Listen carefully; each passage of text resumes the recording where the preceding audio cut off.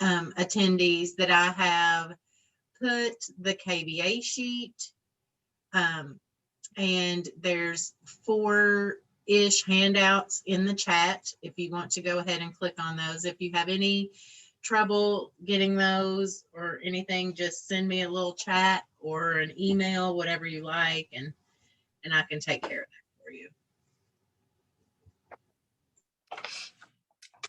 Great. We'll give a few minutes for people to come in, join us.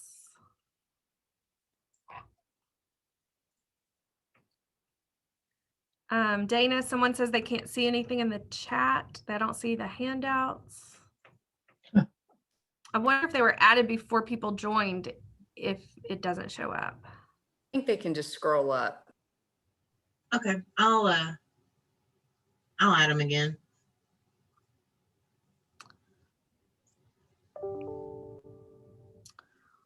All right.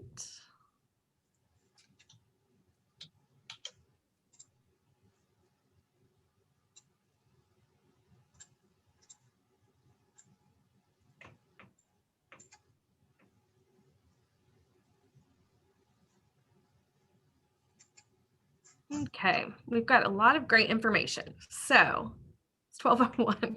We're going to go ahead and get started. Welcome. Thank you so much for joining us.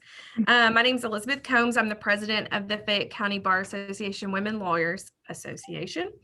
And we thank you so much for being here. We recognize that it's lunchtime, and because of the way it's set up, we can't see you. So please feel free to eat your lunch during this hour.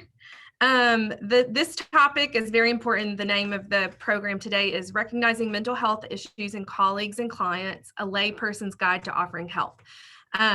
This topic was sparked because of the recent loss of life due to suicide in our community, but also because we were talking and preparing for this about how difficult this year has been on everyone, and how, I don't know about you all, but it seems like it's almost getting worse. The more I can see the light at the end of the tunnel, the more I want this to be over now. And I'm sick of being in my house, and there's no, separation between work and the rest of your life. So this is a really important topic, focusing on mental health, self-care, and care of others.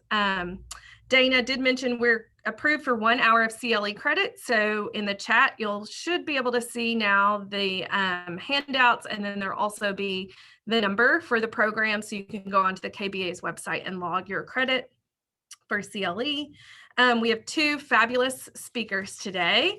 Joining us is Sheila Donovan. Sheila practices law here in Fayette County and is a former mental health professional, has a very unique experience that she'll be able to share with us, and some good advice. And then Yvette Hourigan, most of us all know her as the director of KYLAP, and she also practiced law in Lexington as well. So with that, we'll get started with Sheila.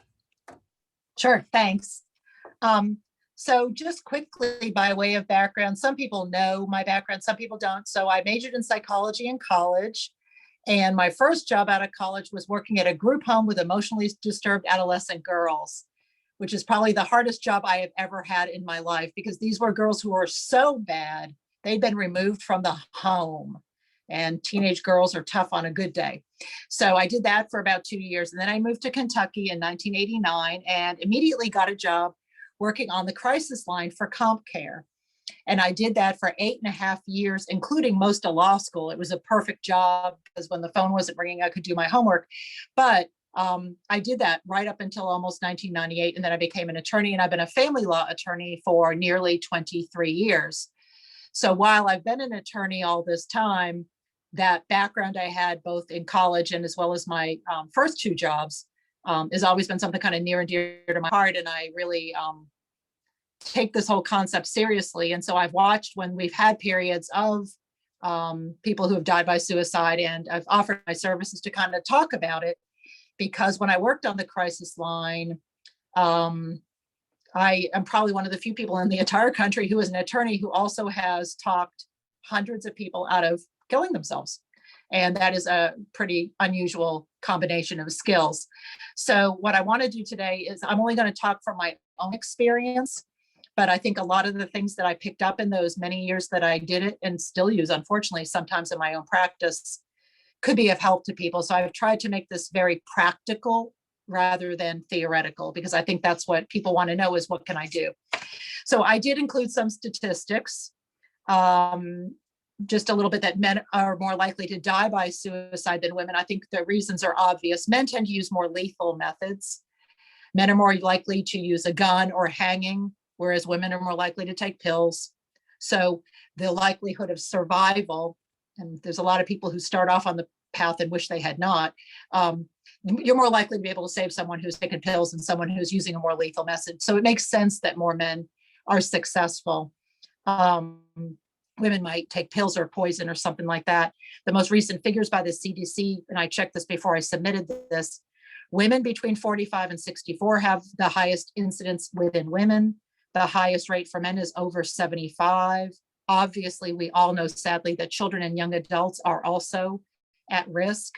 Suicide is the second leading cause of death for young people between 15 and 34.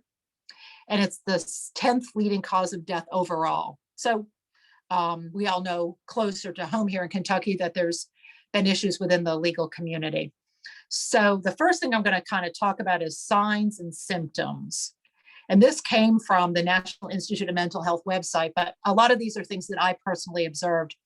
What would happen for me was I worked on a phone alone in a building most nights for 8.5 years. I never knew who was on the other end of the line. Sometimes I did, there were some regulars, but in general, I didn't know who was on the other end of the line. I knew nothing about them. I didn't know their history. I knew nothing whether they were telling me the truth or not, because I couldn't see them because they were on the other end of the line. So that made what I was doing extremely challenging. I was having to read between the lines a lot. One of the things that hopefully will not be the case for you is that we are talking maybe about colleagues or friends or family. You're far more likely to know specific facts about those people that will give you an advantage that I did not have. So here's some things to think about. Are they talking about wanting to die or kill themselves? Well, that would be great if everybody did that. We know that that's not typically the case, but there are some people who say right out, great. That is wonderful in the sense that you know what you're working with if they are forthcoming. That's not typically what's going to happen. You're more likely to hear them talk about feeling empty, hopeless, no reason to go on. Look out for somebody making a plan, maybe doing research on the internet, stockpiling pills, buying a gun would be something to watch out for. Feeling really bad about something they've messed up, maybe guilt or shame. This could be especially true after losing a job or a relationship ending. Feeling unbearable pain, whether emotional or physical. I talked to a lot of people who had chronic conditions. Feeling trapped. Listen for that word. I feel trapped. I don't know what to do. I can't figure out how to solve this particular problem. Talking about being a burden to others. This is often financial in particular. You'll see people who are worried that they're dumping too much on their friends or family. Using alcohol or drugs more often. You know, lots of people do. Is it different? Are they ramping it up? Is there a change? Anxious or agitated. People who seem kind of real wound up, you know, withdrawing from family and friends. You know, you don't see that person as often. A change in eating or sleeping habits. Now, I don't sleep that great because I'm in my 50s, but that's kind of consistent. If I start saying it's worse than normal, you know, worse, I'm not sleeping at all versus just poorly. That might be something to be aware of. If I'm not eating, you know, I start turning up my nose at something that you're like, why isn't she eating? Rage. This would be especially common with men, more angry, talking about revenge, taking greater risks. Might see this in young people, driving too fast, doing other things that are reckless or stupid or foolish. And you're thinking, what is going on here? Why is this person doing things that just seem risky behavior? Talking about death or thinking about it. Mood swings. Watch out for very sad, very calm, or very happy. Real extreme. Trouble concentrating. Giving away important possessions. I don't need this anymore. Why are you giving away your prized guitar? That would really worry me. Saying goodbye to family and friends. I think that one's a little more obvious. Putting affairs in order and making a will, and not the will that I keep trying to get my clients to do, but starting to say things that have a real finality to them. So those are just some things to look out for. And some of the risk factors, these are things, so we talked about what to look for. Now we're going to talk a little bit about what might be going on in someone's life that should cause you concern. Depression, substance abuse issues. People who have depression and substance abuse issues are more prone to suicide. Certain medical conditions, chronic pain. We talked about this. I talked to many people who had a very chronic, painful condition, or maybe they had cancer or some other very debilitating, not able to get around, homebound, things that are very discouraging. A prior suicide attempt. People who have tried, most people do not try again, but there is a core smaller group of people who do try and are really kind of almost hell-bent on doing it. So being aware that there's been a prior suicide attempt is good to know. A family history of mental illness and substance abuse. A family history of suicide is a big one. There's a lot of linkage there. Family violence, including both physical and sexual abuse. Guns in the home. Access is if you don't have access to a gun when you're at that moment where you're thinking about doing something, then you're not as likely to do it. But if you have that access, that it causes additional risk. Just getting out of prison or jail. That's a very difficult time for a lot of people who are trying to reacclimate to the community. It's very hard. There are frequently not the resources there need to be, not good safety nets. And without a good support system, a lot of those people get very discouraged. Also, this is one that you read about, is being exposed to other people's suicidal behavior. When I worked in that group home, one girl was suicidal, they were all suicidal. It was almost like it spread like a disease within the home. And we would be starting off a Friday night with everybody happy watching TV. And by the end of the night, we were watching them all to make sure they didn't do something. So that's something I worry about with younger people. There's kind of that, peer influence. So just from my own experience, and I kind of lay all this out here, most of the calls I got, those people really didn't want to kill themselves. They didn't really want to die by suicide. They were upset. Probably a bad breakup, lost a job, maybe substance abuse issues, or some combination, like maybe the breakup on its own wasn't so awful, but then maybe something else happened. So you had a combination of maybe a couple of things that put them over the edge. With attorneys, to be kind of focus on what might kind of be a little bit different or special things to pay attention to.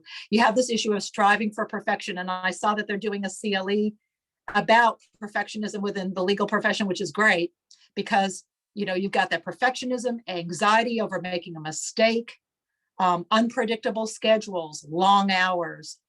And this is something that I think about a lot, is stigma about admitting you have depression or anxiety or substance abuse.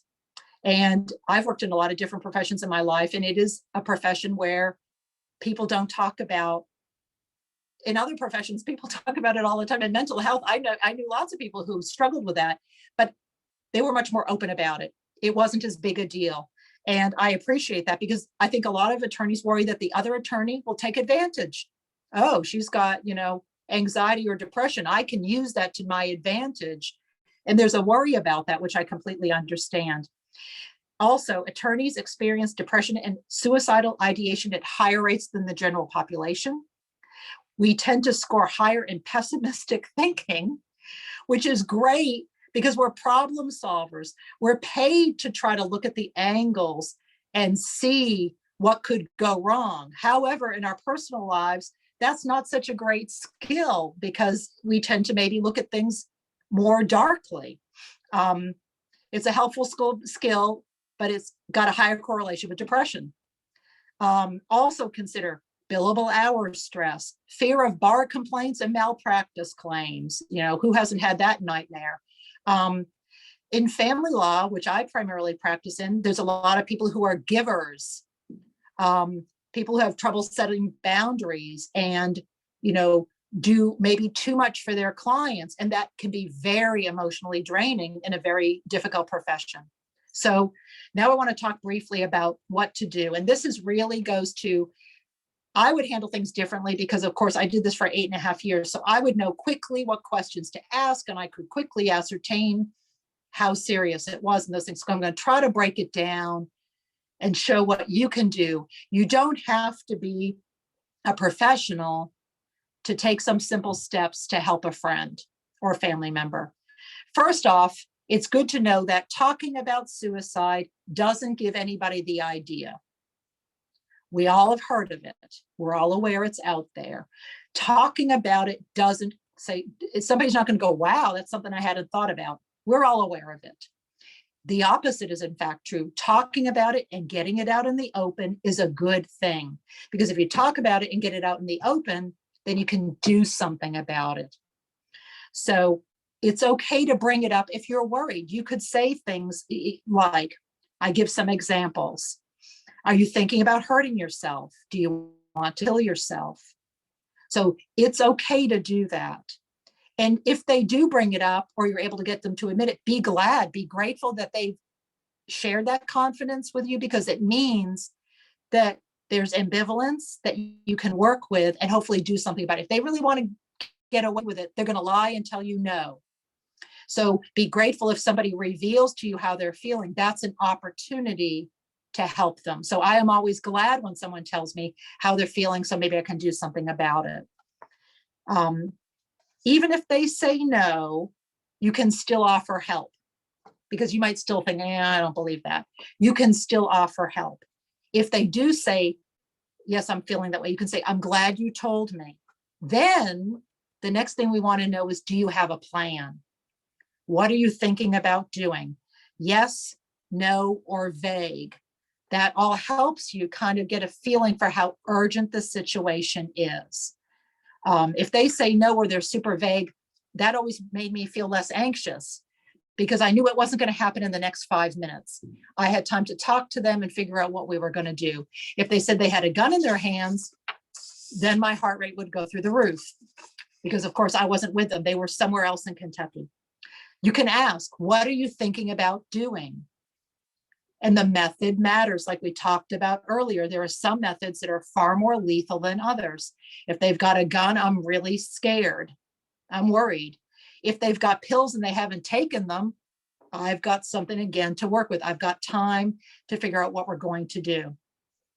So access and time frame matter. Have they bought the pills yet? Maybe they're just thinking about buying the pills, or they're in their friend's medicine cabinet and they're going to steal them. Maybe they don't have access to a gun. Or maybe they'll say something like, well, I'm only going to do it if this thing doesn't work out. These are all good things, because again, it means you've got time to do something about it and try to help them. You're always looking for that ambivalence, because that's what you can work with, is if there's ambivalence. You can express concern, be supportive, try to stay calm. Even though it's a scary situation, the more calm you can display, regardless of how you're feeling internally, is a really good thing to try to just stay calm. We're going to get through this. We're going to figure it out. Validating their feelings, and then trying to transition to solutions if you can. And it's might be a small solution, might be a big solution. It depends how upset they are. If they're super upset and they're sobbing, you don't transition to solutions. You want to sit with them until they're calm and can talk. If they're there in person, meaning you're lucky enough to be physically there and you have an ability to remove the method from their possession, that's great. If you guys can agree to put the gun away, or you can agree to throw the pills down the toilet, or maybe they'll let you hold on to the things for them, that's great. But don't force it. Don't get in a fight. They may not be ready to do that. They might need some security and holding on because they're not sure what they're going to do yet. But if you're able to put that method or weapon away, that's great. What not to do. So let's talk about a little bit about things to try not to say or do. Try not to ignore it. Now, if you don't feel up to the task, like I mentioned here, maybe you can call a crisis line. There were many nights where the person who called me wasn't the person who was suicidal. It was their friend or family member asking me for advice. And I would say a lot of the things that I'm sharing with you today. So I might say, can you hide the gun, or can you throw the pills away? Or, what did they say they were going to do? And then I would walk through it. I might even be giving that person words to say. So if you're not up to the job, you can call the crisis line and they'll walk you through it. And it's there 24 hours a day. Don't argue with someone. You're not really upset. It's not really that bad. That's not helpful. And that kind of goes to the don't diminish or downplay. Their feelings are their feelings. Whether you think it's in perspective to what's really going on with them really isn't the point in that moment. How they feel at that moment is how they feel at that moment. So you take it as you find it. Try not to lecture and say things like, suck it up or quit whining, or other people have it worse. I have heard people do that. It isn't helpful. It may be true, but in that moment, it really doesn't matter.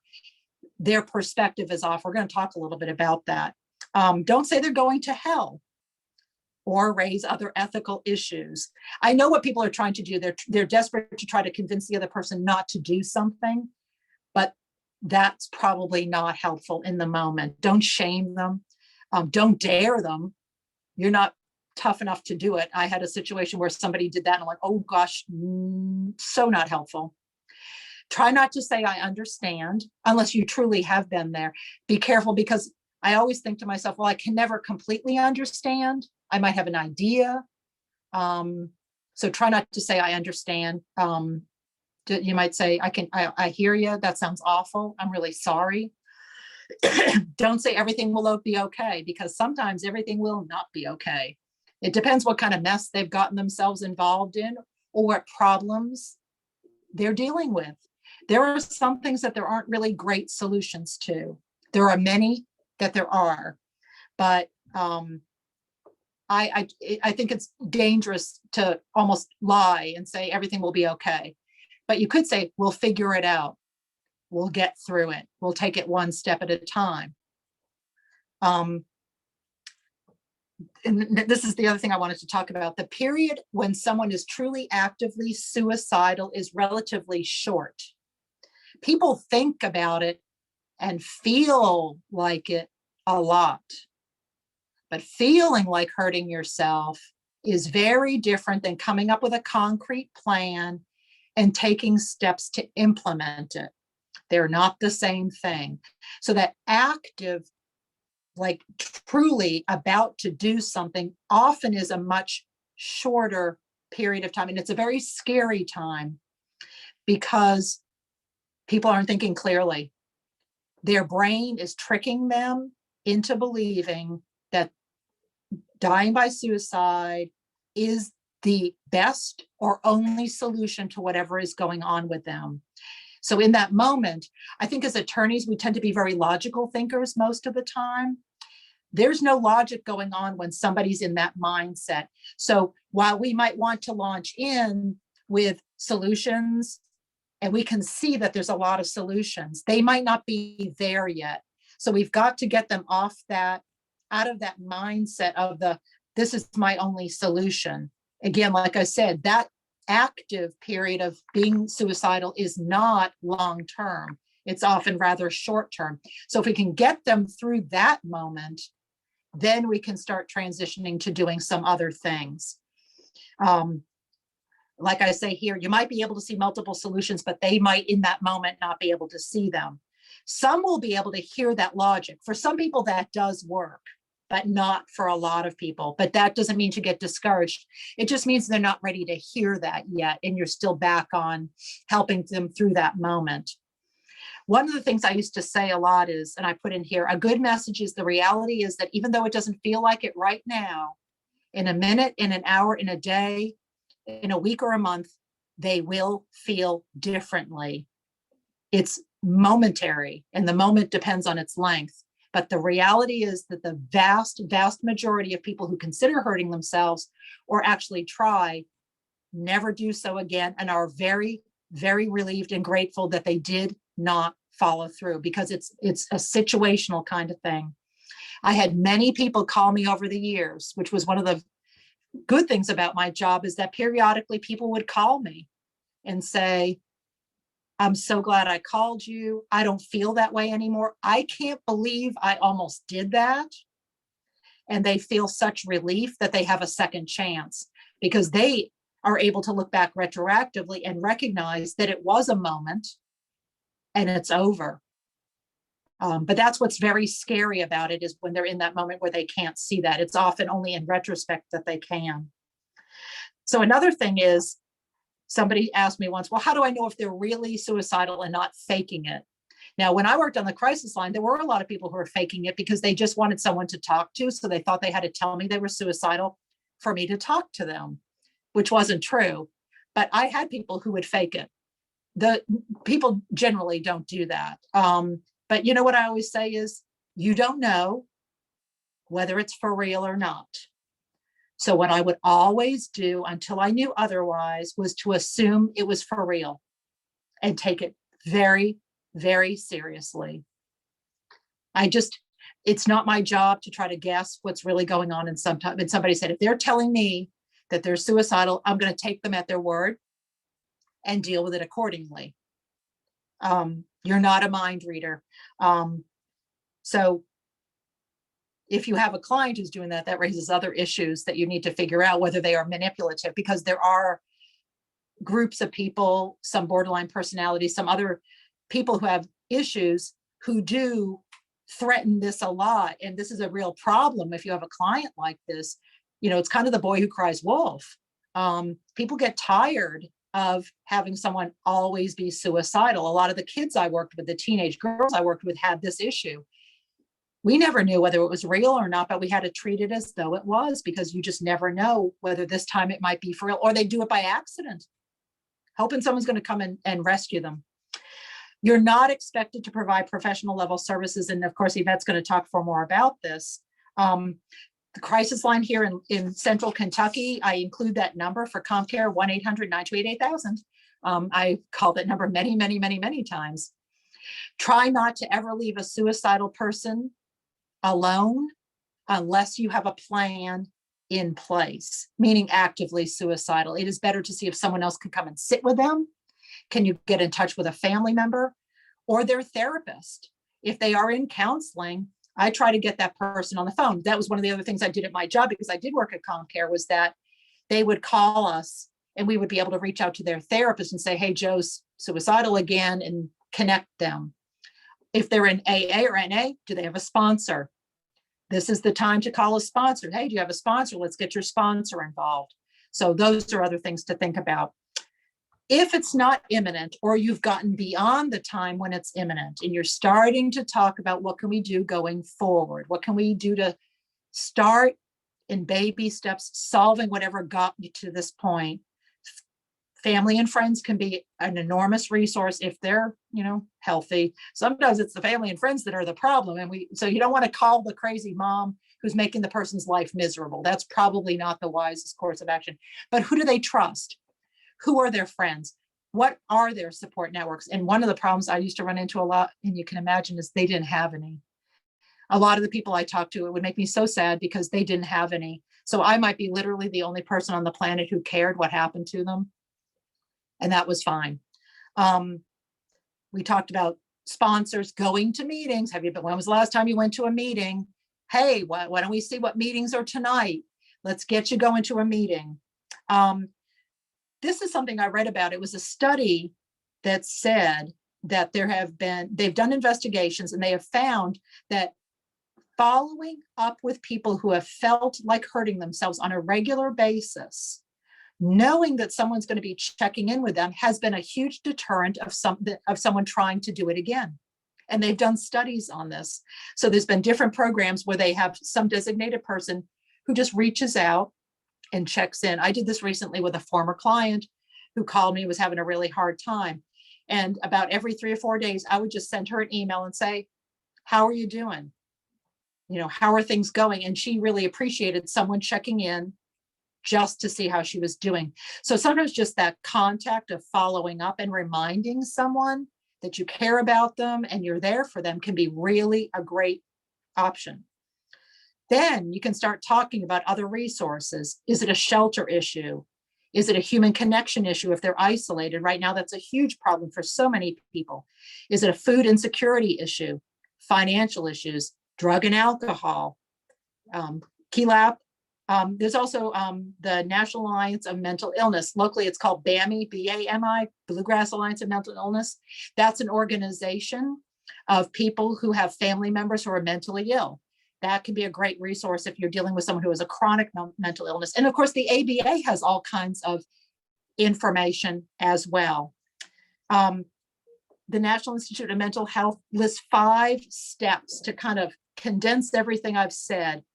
Ask, keep them safe, be there, help them connect and stay connected. And actually, I looked that up after I wrote my entire presentation, and I was kind of glad to see that it's kind of along the lines of what I've done all these years, kind of instinctively, but without realizing there was actually a short version of this I could have shared with people. But that's the bottom line. You ask, find out what's going on.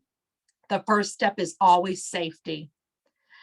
Somebody being there so that they're not alone. Start working on connections, resources, and then following up. So a few other quick thoughts before I transition over to Yvette is, here's just some other thoughts that I have about this concept, especially about attorneys and mental health, is do what you can to help eliminate the stigma of depression and anxiety so people will be willing to come forward when there's a problem. I struggle with anxiety. I do fine. I actually use it in my practice. I'm very careful because of my anxiety, but I've noticed over the pandemic, I feel more anxious. You know, my normal avenues of release, like travel, going to the movies. Our library just opened in Scott County. It was like Christmas to me because I could actually go in and browse in a library. But these little things that keep you going when, you know, everything around us kind of sucks. So I think the more open people can be about it, trying to eliminate stigma. If people are afraid to admit they have a problem, that's when we get into the mess that we get into. And there's so many resources out there to help people. Here's another one. Take care of yourself. Be selfish. You need to take time for yourself. You need to make sure you have fun hobbies. You need to make sure that you chill out. Set limits. This is a big problem with a lot of attorneys. I work in family law. Huge problem in family law is how do you balance being available for your clients and having your own life? What are the limits you set? Do you turn your phone off? Do you stop taking calls after a certain hour? Do you take a vacation? Like, vacation to me means I'm not working.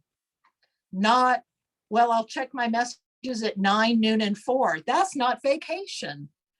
Vacation, truly clearing your head, getting away, having that decompression is so important. Turn down bad cases. That gets easier as you get older. I think you get better at recognizing those, but they're the cases that we dread, we put off. They're the ones that suck up all our energy. This next one is hard right now because of the pandemic, but try not to isolate. Socializing is important. Can you get on Zoom? I went to Smith College. We did a little thing on Monday night with all the local Smith alums. It's better than nothing. I've done that with my college friends. I've done that with family back at home. Right now you have to be creative, but when we can get back out in the world, it's good to leave your house and go and do stuff. The other thing that I struggle with immensely is, I know we're supposed to be trying to do mindfulness and meditation. I really struggle with that. I can get through like 2 minutes before I start feeling really antsy, but I'm working on trying to do meditation and mindfulness, and there's different kinds, and they don't all have to be lying on your bed being really quiet, I hear. But exercise is important. Finding ways to clear your head. There's so many resources available to help people take care of their physical body. Getting enough sleep. I joked and said I don't sleep that well anymore because I'm in my 50s. I try to get enough sleep. But all the studies show how critically important that is. Watch out for alcohol or drug misuse or abuse. And I wanted to circle back and talk about one other thing that I didn't quite completely touch on, and then I'll turn it over to Yvette. The one thing that I would say is to watch out for is somebody acting uncharacteristic to their old behavior. Because we went through all of these things to kind of watch for. And I'll give an example. I am very frugal. Anybody who knows me knows I do not like to spend money. So if I suddenly popped up and said, money's no object, let's just spend all my money, you would know something horribly wrong is going on in my life, because that's not me. That will never be me, even if I won the lottery. But you would be like, something's not right with Sheila. She's talking about like taking this really expensive trip, and she ordered the most expensive thing on the menu. These are clues that something is horribly wrong. So you have to kind of take the person as you find them and what you know about them, and really look out for things that are uncharacteristic, something that just doesn't seem right, and trust your gut. Trust your gut, because if you start thinking he's just acting really, really different, there's probably something going on. The people who really want to hurt themselves and do not want to be talked out of it will cover it up. And I can think of at least a couple of people I know who did that, and no one had a clue. Some people are really good at covering it up and pretending nothing's going on, but look for uncharacteristic behavior. Something's just a little bit off, because that was the one thing that I always would come back to when people would talk to me. They would say, I just knew something wasn't right. So that's kind of my last quick piece of advice. So now I'll let Yvette take over. Thank you, Sheila. I appreciate it. I'm grateful to be here today, and grateful to the Fayette County Bar for allowing me to be here today. You know, this is a very difficult time for everybody. COVID has probably traumatized us. I've heard some professionals talk about the fact that we're probably going to have some PTSD from this. It is a very lonely time, whether you're alone, whether you're at home with a family of 6 or you live alone. It is the most lonely thing I've ever experienced, and experienced with other people. You know, we at KYLAP, we run 3 Zoom meetings a week for people in recovery, and I see it on the faces of these people. And these are people actively working to improve their mental health. And it's a very, very difficult time. So expect it in yourself and expect it in others, the trauma, the depression. I want to read you just a few statistics from a couple of the CLEs that we've done on lawyer mental health since the pandemic in March. We did some polling in these. Now, these are Kentucky lawyers, so these are real numbers of your colleagues. How many of you feel more anxiety since the pandemic began? And you all, this was in May. 82% have more anxiety. Almost 50% have more depression. Over 40% are not sleeping as well or not sleeping as long. And sleep deprivation, we did a CLE on that a few weeks ago.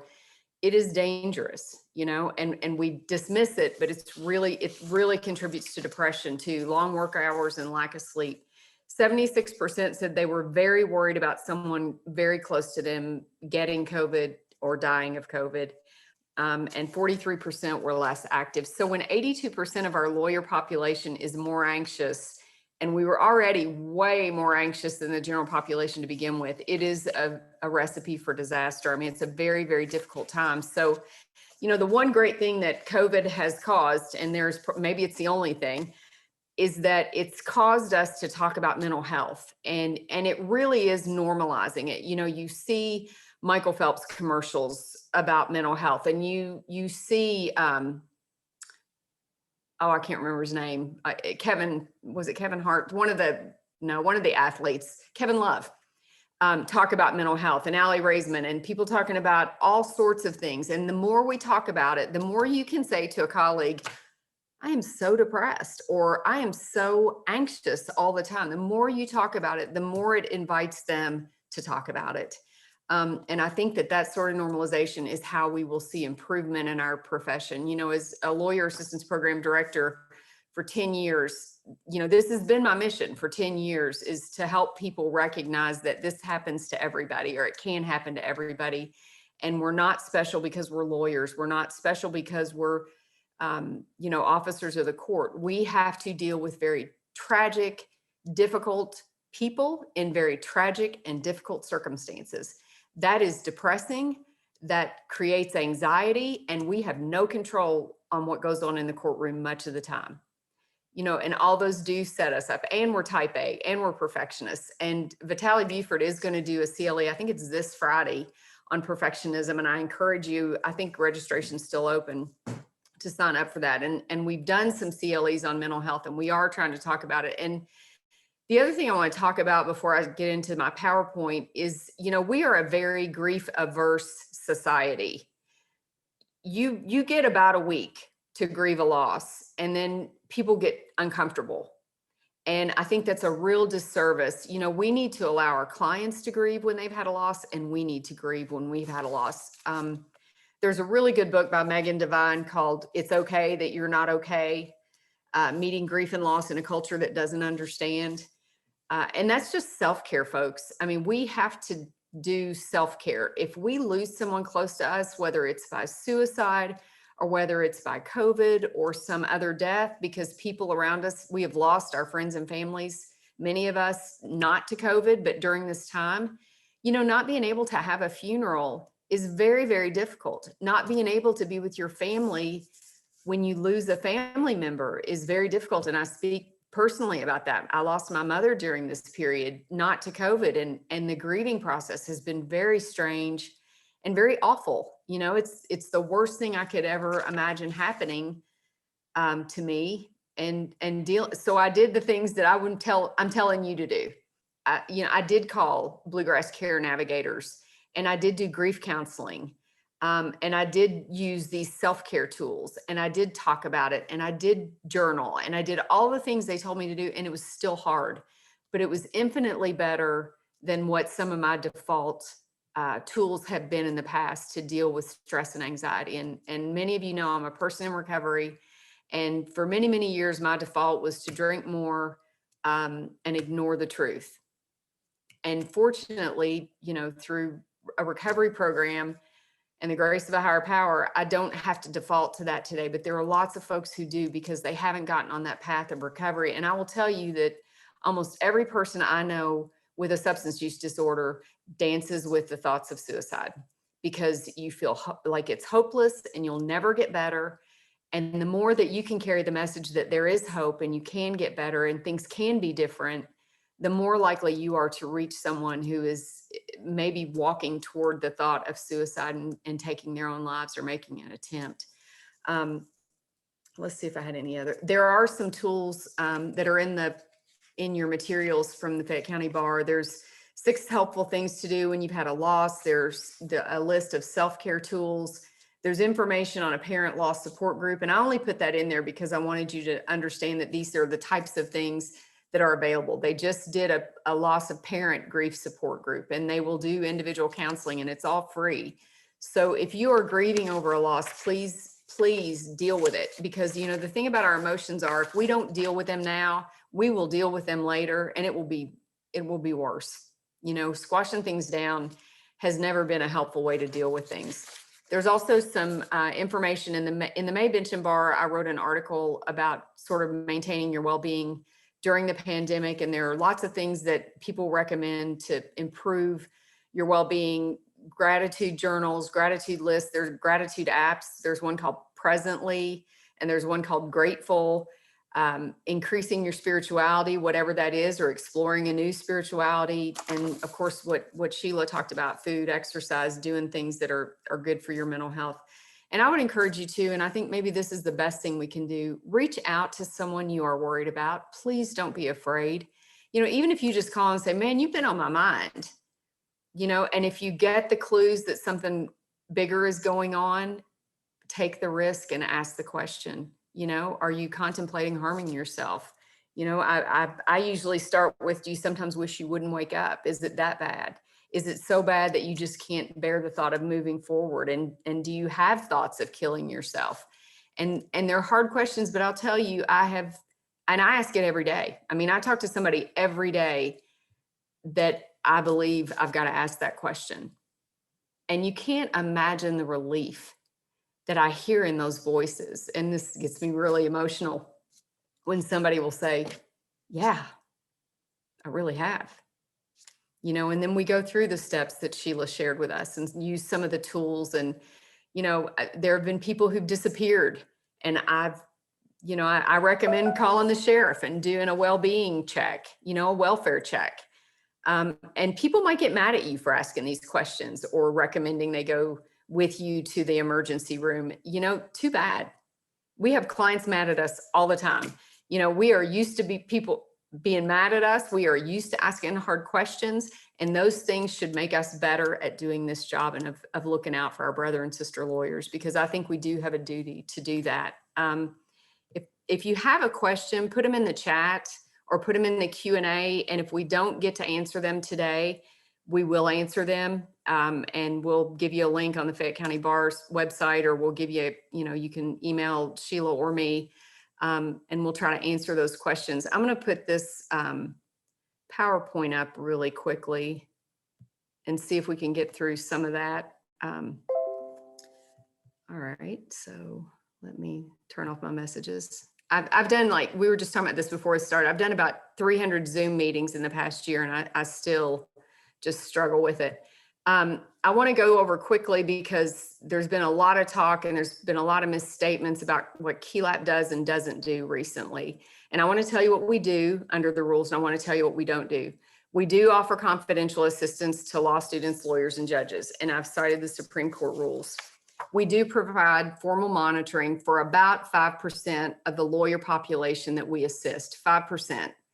And that is when disciplinary complaints have already been made to the Office of Bar Counsel and they've been referred to them and they sign an authorization. We also do work confidentially directly with hundreds of lawyers each year. Now, 5% is about what we monitor. Some of that comes from Office of Bar Admissions for law students who are getting ready to take the bar, or, you know, are under a character and fitness issue. And the other part of that is Office of Bar Counsel. It is a very small percentage of what we do. What we don't do, what we are prohibited from doing, is ever making a referral to the Office of Bar Counsel or other bar agency or the court. Prohibited by Supreme Court Rule 3.9602. I like my job. I want to keep it. We can't do that. It is prohibited. It just does not happen.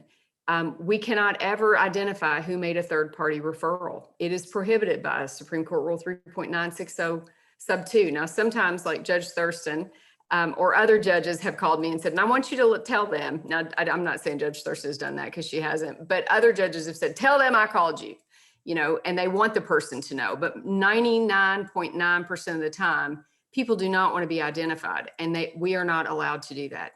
And then the third thing we never do, we're prohibited from doing, is ever speak to the discipline to Office of Bar Counsel without an authorization signed by you. So I hope that clarifies what we do and do not do. It has been this way since the rules were created in 2002. These are the confidentiality rules. I was going to read through those. Just be aware that all communications to KYLAP and all information gathered are confidential. And the exceptions are when the person signs a release, or if it's assigned by the Supreme Court, in which case we have to follow the mandate of the Supreme Court in working with the person. And then all of that confidentiality applies to our volunteers, our commission, our staff members, any therapist we work with, anybody we refer someone to, anyone who's involved in the delivery of KYLAP services. So the confidentiality is very broad. There's also a specific provision that says they can't subpoena our records. The court can't get our records if any exist. So please be aware of that rule. Just briefly on these statistics for lawyer statistics, the general population has about a 6.6% substance use disorder rate.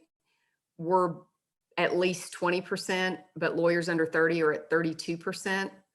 And this is a self-reported, this is how many drinks I had in a period of time from 13,000 lawyers across the country. This was a study done in 2016. The higher that audit score, which is alcohol use identification test, the The higher your anxiety and depression, there's a direct correlation between substance use and depression. Lawyers audit score, this is a brief 3-question questionnaire. We scored at 35% self-report substance use disorder. And they don't say I have substance use disorder. They answer yes to the questions that line them out with substance use disorder. Doctors are about 15%.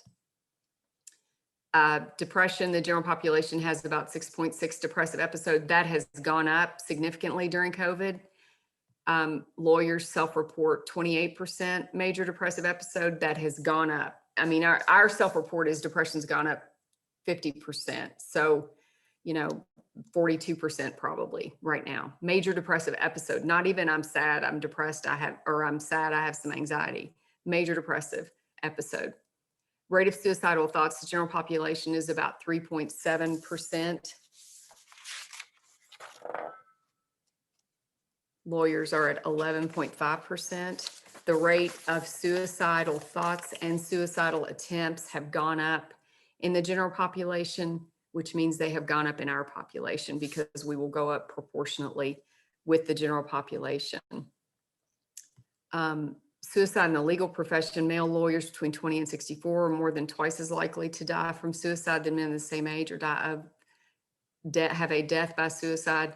It was the third leading cause of death among Canadian lawyers in the Canadian Bar Insurance Association. And it's about 69 deaths per 100,000 for the general population. 13 deaths per 100,000 in the general population. Lawyers are at 69 per 100,000. I had that backwards. We're about 6 times higher than the general population. People who die by suicide don't want to end their lives. They want to end their pain.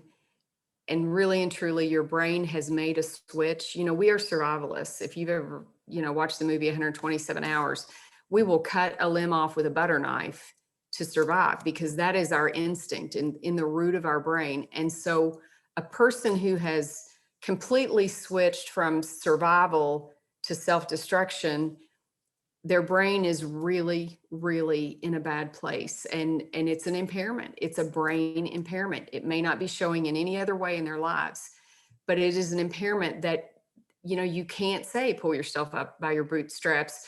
Oh, your family would miss you so much. Or, oh, you can't do this to your family. Man, all they think is that if they're gone, it's better for their family. And it's better for them because the pain has stopped. That's why it's so critical that we can reach out to them and ask them these hard questions or call somebody. And like Sheila said, get the instruction, call, or text the suicide crisis prevention line. Those resources are listed on my last slide here, which you'll have access to. People don't die of suicide. They die of untreated depression. I think the statistic I saw was that 95% of suicides are either an untreated or an improperly treated depression. They don't commit suicide. It's not a crime. We don't want to call it committing suicide because that's a terrible stigma to place on it.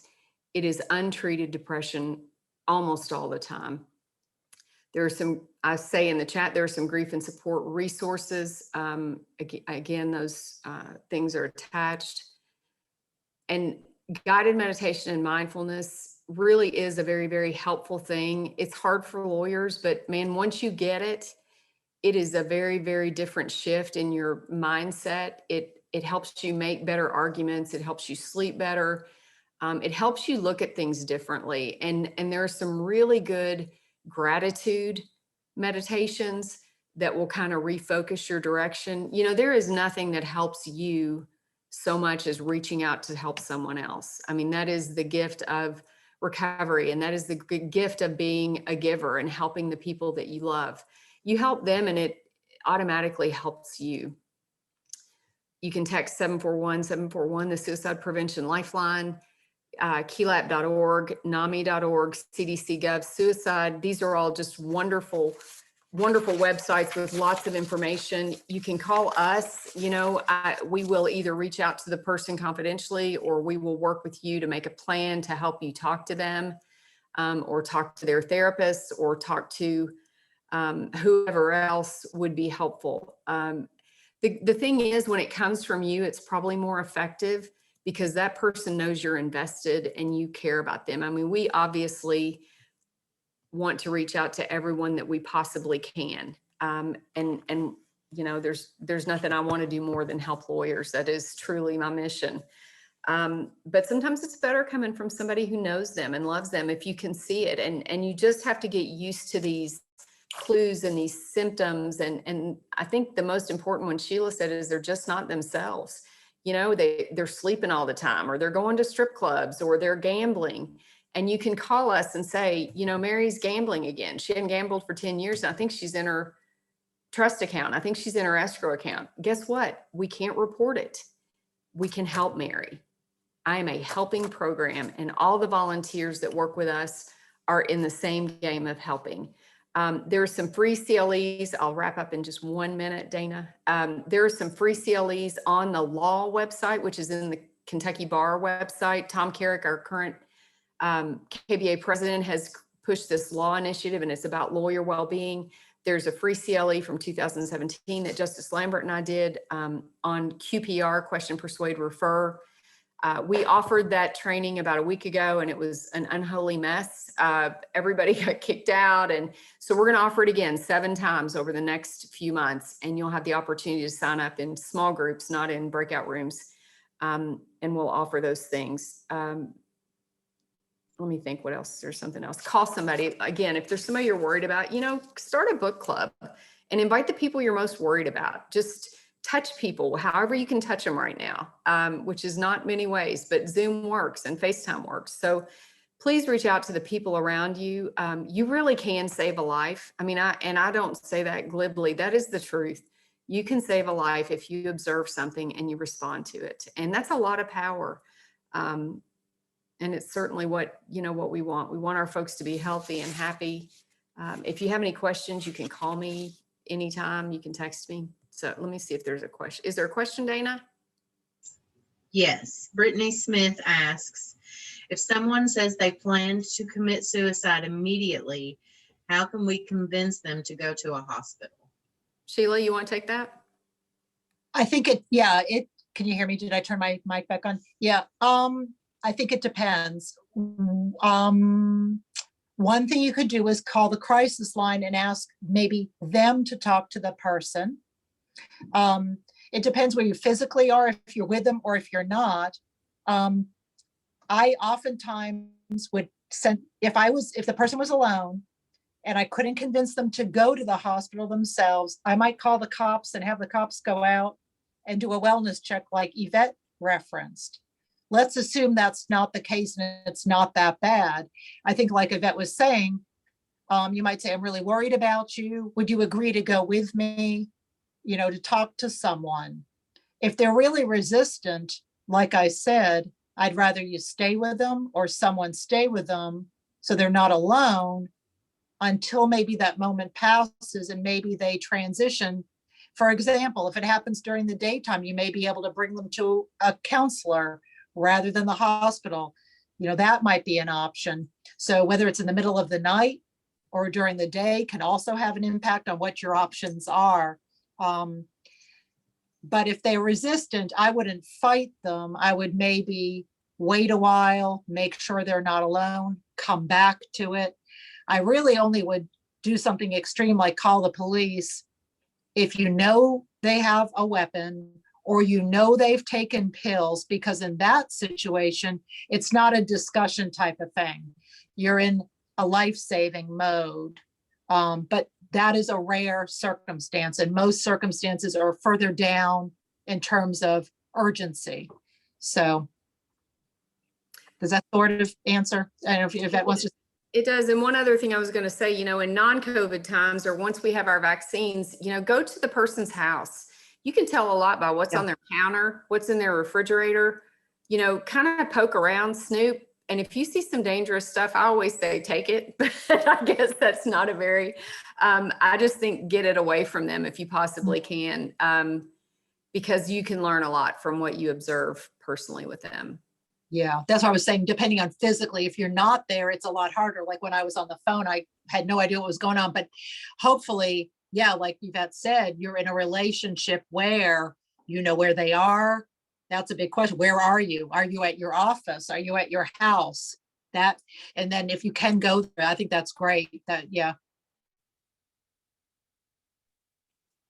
All right. Well, our goal today was to give everybody, some tangible strategies and real techniques they can use when it comes to mental health, suicide prevention, self-care, care of others. And Sheila and Yvette are both such great resources. So we really thank you all for being here with us today and sharing this important information. Also want to give a shout out to Dana and the staff at the Fayette County Bar Association. They are rock stars. We could not do what we do without them, and they're the best. So thanks everybody for joining us. If anyone has any other questions, I'm sure Yvette and Sheila Sure. and Dana and I can stay on for a couple minutes. But thanks so much. Thank you so much for having us. Thank you.